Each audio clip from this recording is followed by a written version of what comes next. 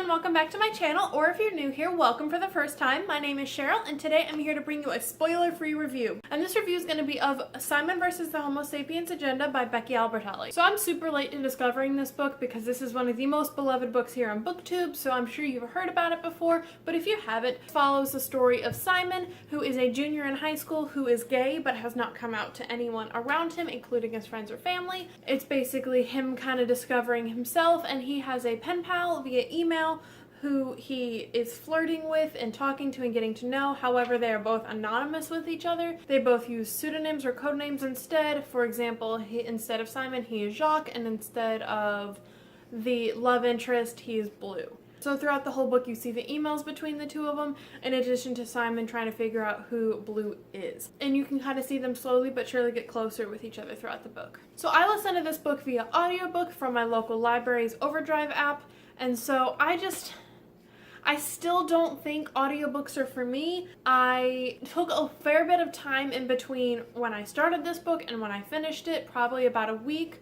Where I didn't listen to it at all, so it was a little odd trying to get back in the story. In addition, it gripped my attention and it kept my attention, but I feel like if I had read the physical book of it, I would have flown through it so much faster than I did. Even though I listened to it at 1.5 times speed, I just don't think audiobooks are the format for me personally. I just don't feel like I'm absorbing enough of the information that I'm reading, or in this case listening to. I am saying that first before my review because I do feel like it does affect my review, and I feel like if I had read the book itself instead of listening to it, I probably would have given it a higher rating than I did. But without further ado, let's get into what I liked about the book and what I didn't like about the book. So these two lists are actually pretty even. I gave the book a solid 3.5 rating out of 5, so it wasn't fantastic to me, but it also wasn't bad. So let's get into the pros. Number one is Simon is one of the funniest narrators ever. I loved his sense of humor, and though his reactions to the events around him and what he learns about, and he's just so dry, and it is just, I love it so much. That definitely made the book for me, I think, was his humor.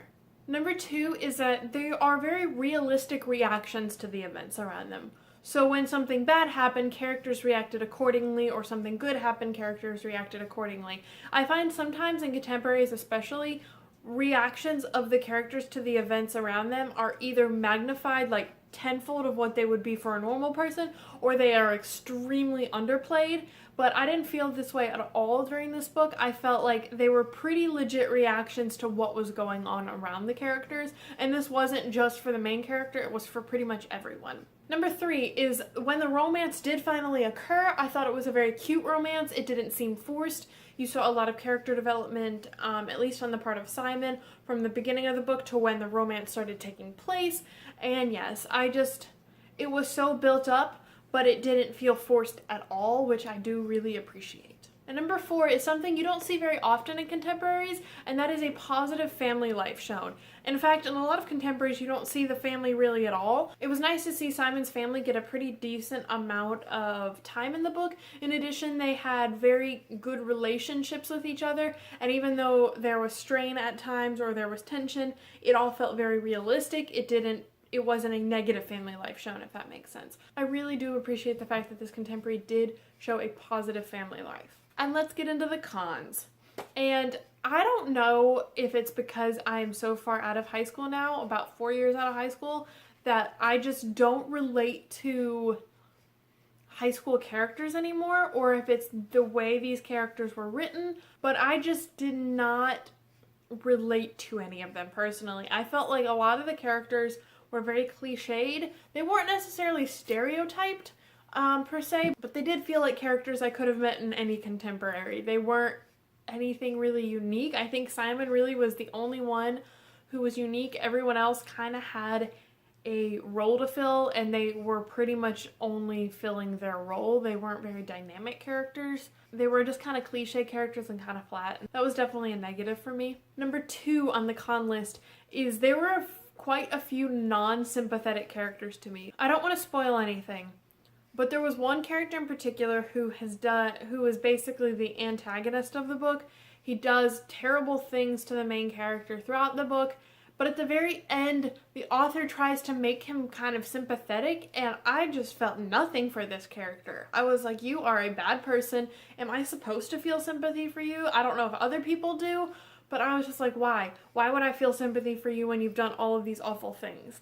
In addition, there's one of his friends that I guess I'm supposed to feel sympathetic for, but once again, I felt they were just kind of acting ridiculous, and I felt nothing in the way of sympathy for them.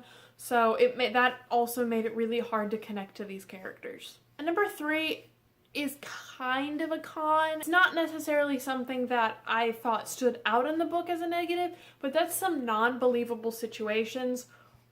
Without spoiling anything, I feel like some of the situations the character got into were just a little bit of a stretch, a little bit ridiculous. I don't feel like they would have happened to an average person, so they felt kind of forced in a way.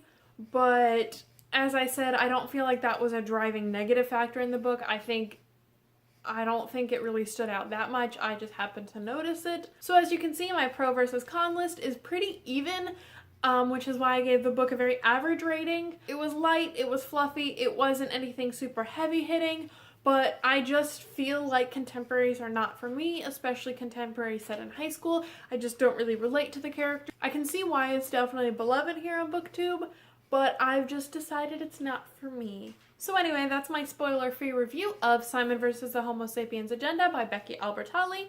Thank you for watching. Don't forget to share, like, and subscribe, and I'll see you guys in my next video. Bye!